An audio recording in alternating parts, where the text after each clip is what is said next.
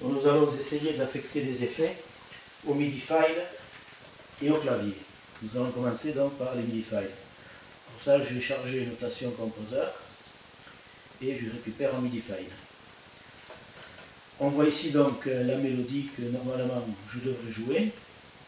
Mais pour cet essai, on va la mettre en solo et on va la faire jouer par l'ordinateur de façon à voir comment agissent les effets.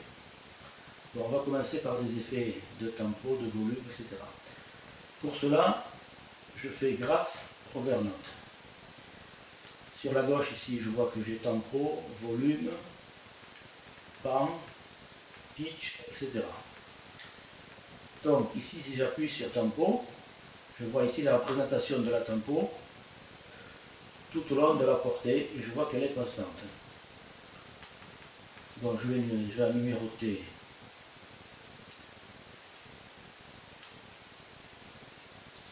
la portée.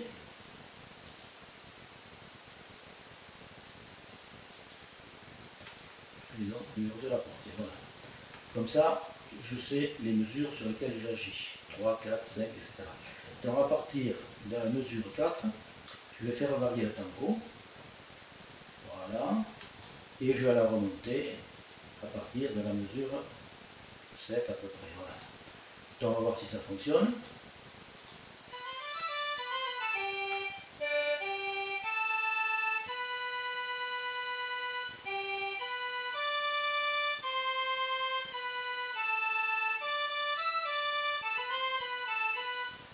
Voilà, donc ça fonctionne bien.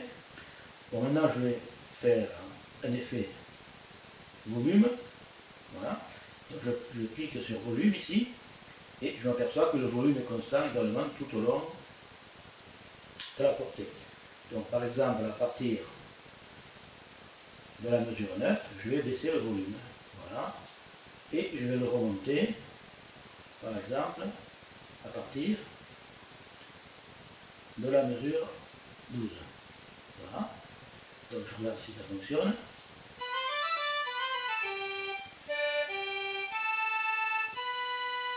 Donc là c'est effectivement la tempo. Et là le volume. Voilà, il revient normal. Bon, on peut faire la même chose avec le pan. Voilà, donc le pan, c'est-à-dire le balancement droite-gauche. Bon, là il est au milieu. Donc à partir de la mesure 16 par exemple, eh bien, je vais le balancer à gauche. Et ici, je vais le balancer à droite. C'est un peu délicat là, à prendre. Voilà. Donc j'essaye de voir si ça fonctionne.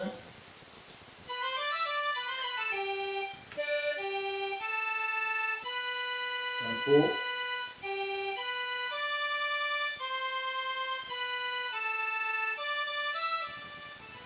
Volume. Le volume redevient normal. Je balance à gauche. Et je balance à droite. Voilà, donc on pourrait continuer avec le pitch, etc. Et ensuite, ici, on a contrôle. Donc ici, je peux choisir l'effet que je veux produire. Donc il y a ici 97 effets, donc qui correspondent à tous les effets MIDI. Donc il suffit d'en choisir un. Ici, donc, on avait directement le volume balance donc, qui était mis ici en petites icônes. Mais on a par exemple l'expression, puis d'autres effets que l'on peut choisir et évidemment les appliquer au MIDI file ou éventuellement au canal du MIDI file. Bon, voilà pour cette partie. Nous allons maintenant nous occuper du clavier. Donc pour cela, je ferme ce MIDI file, voilà, et je le recharge pour l'initialiser. Donc voilà donc la partie que je dois jouer. Toujours pareil, c'est la mélodie. Donc ici, on va essayer d'appliquer des effets au clavier. Alors comment on va faire? Eh bien, ici je fais Staff, par exemple, je fais Add Staff. C'est-à-dire que je vais créer une portée vide. Cette portée travaillera sur le canal 1. Ici, j'ai le choix de la faire travailler sur n'importe quel canal. mais dans mon cas, elle travaillera sur le canal 1. Pourquoi? Parce que mon clavier envoie des signaux sur le canal 1 à l'entrée MIDI du PA3X, et le logiciel, ce canal-là, le canal 1, enverra des commandes sur le même canal. Donc ces commandes vont agir en fait sur le PA3X en même temps que les signaux envoyés par les claviers. Voilà. Donc si j'affecte PA3X, donc voilà, j'ai affecté ici une bibliothèque du PA3X. Bon, si je veux, je peux créer une autre portée. Voilà. Évidemment, il faut la mettre sur le canal 1 également, pour les mêmes raisons que précédemment. Et j'affecte à ce moment-là, par exemple, les drum kits du PA3X. Voilà. Je fais OK. Donc maintenant, j'ai 3 portées. Une portée qui affiche la musique, mais qui n'envoie pas de notes parce qu'elle est mutée. Et ensuite, 2 autres portées qui n'ont pas de notes, mais qui peuvent éventuellement envoyer des contrôles. Donc, on va essayer, donc je vais de nouveau numéroter les mesures, voilà. Donc je vois ici par exemple que j'ai Sound Change, ce qui me permet de changer des sons. Donc je fais Sound Change, voilà. Et à partir de la mesure 4, je vais changer de son. Donc, je vais par exemple mettre ici, on a le choix, donc j'ai la bibliothèque 0, et je vais par exemple mettre, pourquoi pas, une trompette. Voilà. Ici, j'ai la possibilité de mettre un texte pour me souvenir que j'ai une trompette. Voilà. Donc, je mets ce texte, je mets par exemple TR pour trompette, et ce texte apparaîtra sur ma partition. Voilà. Donc, je fais OK. Et c'est bon. Donc, j'ai bien ici petit haut-parleur qui indique trompette. Et j'ai ici TR, donc il m'indique que ce sera une trompette. Un petit peu plus loin, par exemple, à partir d'ici, je peux affecter un autre instrument. Je peux même changer de banque, à la limite. Je me mets sur la banque 2. Et je peux affecter, par exemple, une flûte, voilà. Small pipe. Voilà, je fais OK.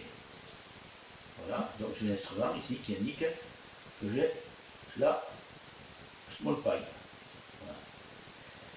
Je peux aller encore plus loin. Je peux affecter, par exemple, si on y va un peu plus clair, à partir d'ici, sur la troisième portée, je sais que j'ai des drum kits. Alors je clique sur la troisième portée, et là j'ai des drum kits. Donc je sélectionne les drum kits, par exemple XG, ou les drum kits du PA3X, voilà, et je peux affecter, par exemple, le Techno Kit. Voilà, et je fais OK. Voilà, j'ai dans l'instrument qui m'affecte le Techno Kit. Ensuite, je peux revenir ici affecter à cette deuxième portée un autre instrument. Par exemple, je vais affecter un vibraphone. Voilà, qui est OK. Donc je peux essayer de voir ce que ça donne en jouant à cette partie.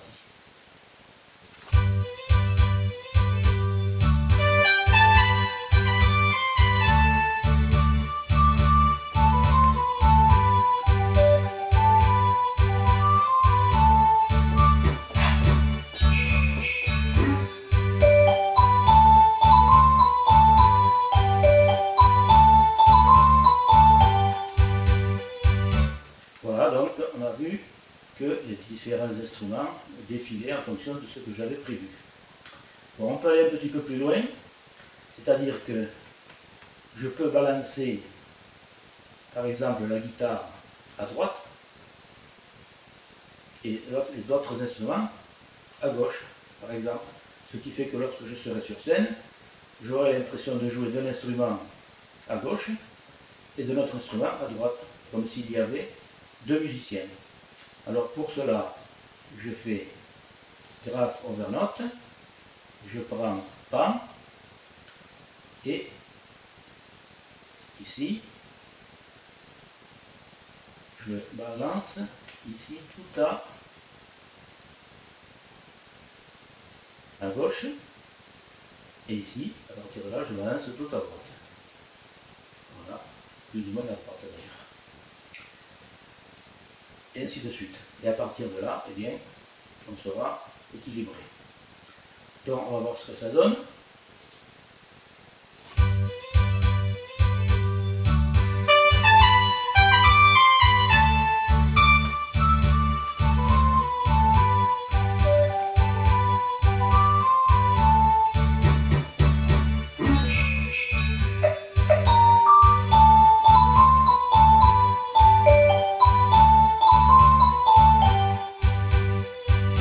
Et voilà.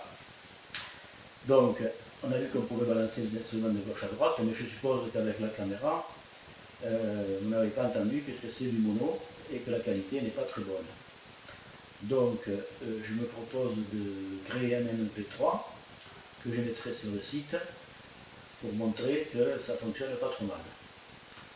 Voilà, donc la prochaine fois, on fera ça. Et puis, on ira un petit peu sur le matériel également. Voilà, c'est terminé pour aujourd'hui.